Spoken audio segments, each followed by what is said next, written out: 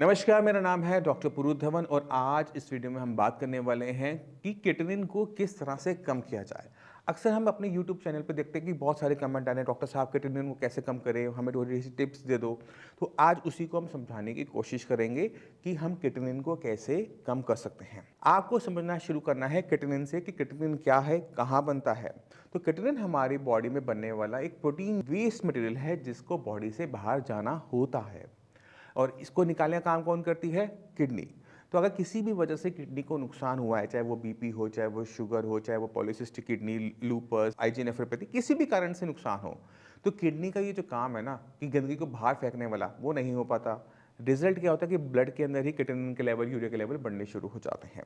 और अक्सर पेशेंट अपनी लाइफ की सबसे बड़ी गलती क्या करता है? वो इस किटनिन को कम करने के पीछे पड़ जाता है, जबकि उसको काम करना चाहिए अपनी किडनी के ऊपर, क्योंकि किडनी ही खराब हो रही है। किटनिन तो उतना ही बन रहा था जो इतना पहले बन रहा था, बस ये है कि वो निकल नहीं पा रहा। तो हमें किटनिन को डाउन नहीं करना होता। किटनिन को डाउन करने के लिए भी हमें किडनी पे ही काम करना पड़ता है। तो सबसे पहला काम क्या करना है आपने कि किडनी को और कोई नया नुकसान ना हो। वो नुकसान अब जो ले लिया, आगे ना बढ़े। इसलिए बीपी और शुगर को अगर आप कंट्रोल कर लेते हो तो आपकी किडनी की और ख़राब होने की संभावनाएं कम हो जाती हैं। आपके शरीर में कहीं घाव बनता है, हम दवाई खाते हैं, तो दवाई से हीलिंग नहीं होती। हीलिंग अपने आप होती है, मेडिसिन उसके लिए माहौल बनाती है। अगर हम यही फंडामेंटल्स पूरी बॉडी में लगाएं तो ये क्या सही बैठते हैं, गलत बैठते हैं? बिल्कुल सही बैठते हैं। अगर कोई भी ट्रीटमेंट बिना सर्जरी के हो रहा है तो वहाँ पर मेडिसिन बॉडी के अंदर से वो माहौल तैयार कर रही होती है जहाँ पर बॉडी अपने आप काम कर सके।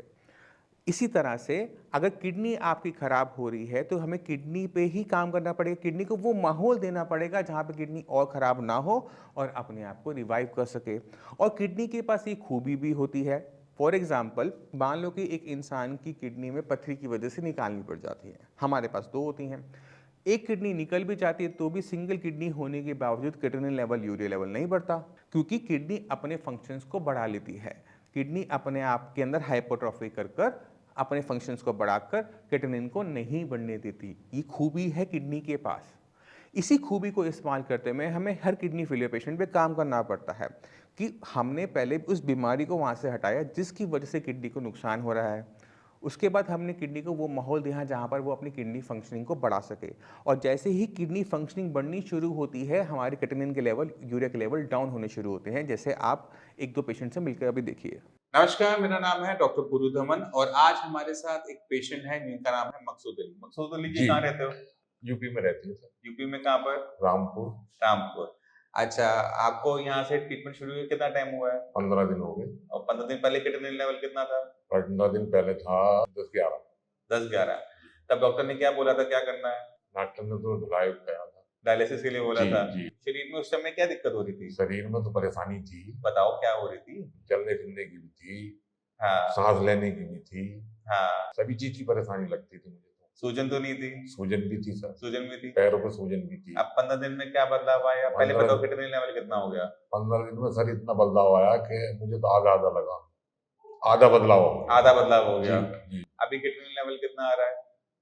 अब वो 6 आ गया। 6 आया। जी, तो 11 से वो किटनिन लेवल 6 आ गया 6 15 दिन के अंदर। 15। शरीर में और क्या बदलाव हुए? ताकत भी लग रही है शरीर में अब। हुँ, खून भी बढ़ा हुआ लग रहा है, हुँ। सभी चीज़ से स्वस्थ लग गया। कहीं से बीमार लग रहे हो अपने आप को महसूस ना कर मैं रहे हो? तो कोई महसूस नहीं कर रहा हूँ सर।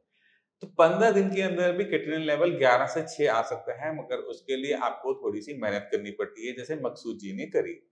आपको अपना खाना-पीना भी बदलना पड़ेगा, अपनी मेडिसिन्स का भी ध्यान रखना पड़ेगा, अपना बीपी, शुगर का भी ध्यान रखना पड़ेगा।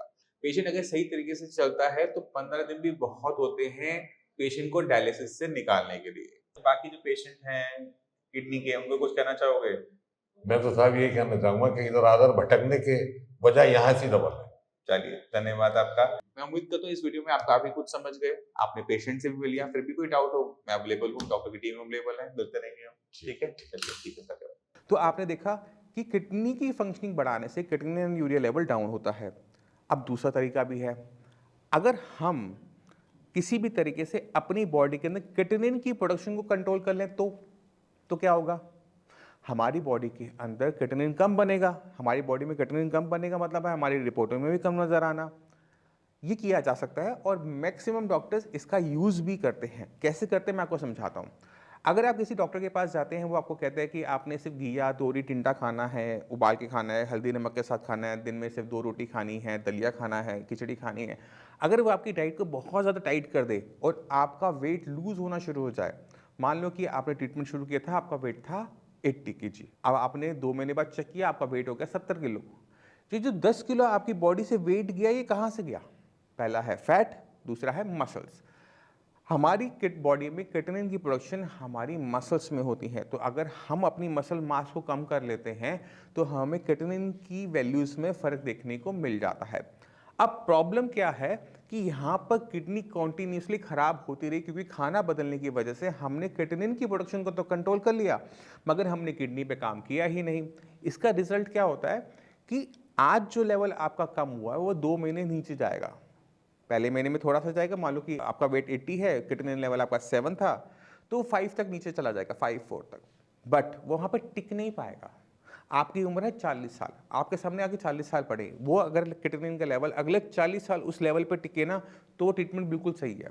बट वो टिक नहीं पाता, वो 2 महीने बाद टिकता है, उसके बाद अगेन वो बढ़ना शुरू होता है और रिजल्ट क्या होता है कि अब किटनिन पहले से ज़्यादा बढ़ गया, अब बॉडी में है बहुत सारी वीकनेस कि पेशेंट से उठा नहीं जा रहा, बैठा नहीं जा रहा, सांस नहीं ली जा रही, हीमोग्लोबिन बहुत डाउन हो गया है, पैरों में स्वेलिंग आनी शुरू हो गई है। पेशेंट को अगर डायलिसिस के पास ले जाया जाए डायलिसिस करवाने, तो डॉक्टर कहते हैं डायलिसिस करें तो कैसे करें, बॉडी में दम ही नहीं है। तो आपने हमेशा ध्यान रखना है कि किडनी फेलियर पेशेंट के पास 2 लाइफ लाइन होती हैं, पहला है डायलिसिस, दूसरा है ट्रांसप्लांट।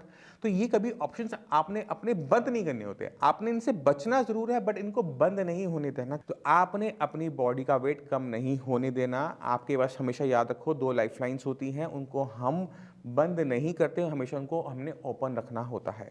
खाने पीने में आप प्रोटीन कम करो, प्रोटीन बंद कर दो, बट कार्बोहाइड्रेट्स अच्छी मात्रा में लो। हर महीने अपना वेट चेक करो, वेट आपका लूज नहीं होना चाहिए। अगर लूज हो रहा है तो दिक्कत है।